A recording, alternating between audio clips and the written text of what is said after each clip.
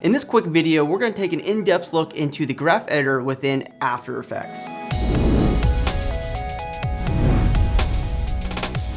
Hey, what's going on internet? Josh Noel from SonduckFilm. So this is one of the most requested tutorials that I get on my channel, is talk about the graph editor, and that's what we're going to do in this video. And the graph editor is perhaps one of the easiest tools to use inside of After Effects, so that is great, but it's also one of the most useful tools inside of After Effects, and you're really going to be able to customize your keyframes and the speed of every animation. So it's a really important tool to know, and without wasting more time, let's go ahead and let's jump into our tutorial. Here we are inside of After Effects, and this is a linear animation across our motion graphics here. And if you're unfamiliar what a linear animation is, simply it's two keyframes that are going to have a constant speed. There's no change in velocity between the two keyframes, and when the speed is the same, it's called a linear keyframe, and you can tell just by looking at the diamond keyframes.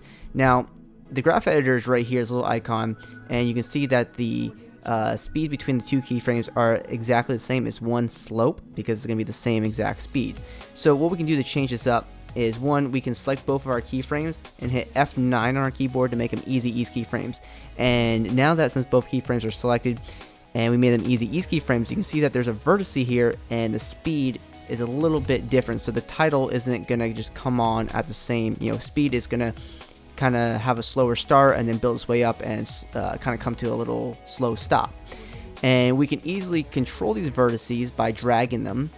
And now we're gonna have a much different animation. So it's gonna come in really slow, speed up, and then slow down. So this is how you can create custom animation, and it's really cool just to experiment with what you can work with.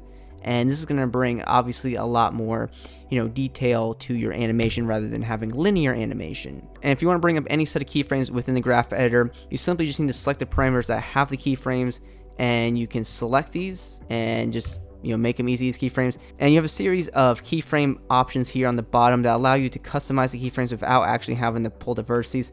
So we can set this back to linear if we want. We can kind of curve it out and get those vertices in there. We can make them all easy ease, easy in, easy out. So there's really cool options to look at.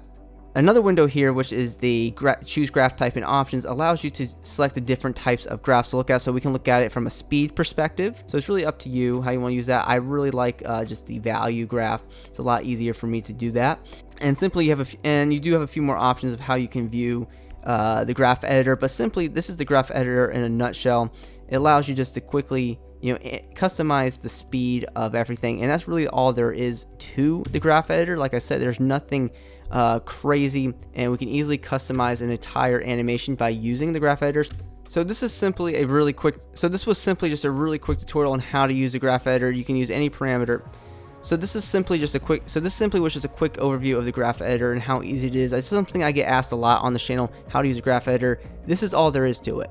Like, seriously, it's not much. You can customize all your animation with the graph editor, and that's about it. So when I do a lot of repetitive animation, one tool I like to use for After Effects is called Animation Composer, which has over 1,000 motion presets and 1,000 plus text presets, and I'll drop a link in the video description for this. But simply, Animation Composer allows you to quickly preview animations up here in the preview window and easily apply them as in or out transitions to any layer inside of After Effects. You can cut down days of animation down to just a few minutes to even an hour's worth of time. This is the one tool that I use when I'm doing animations, if I'm looking to save time and if I'm working in bulk. So if you want to learn more about Animation Composer and how you can save time doing animation, you can check our links in the video description.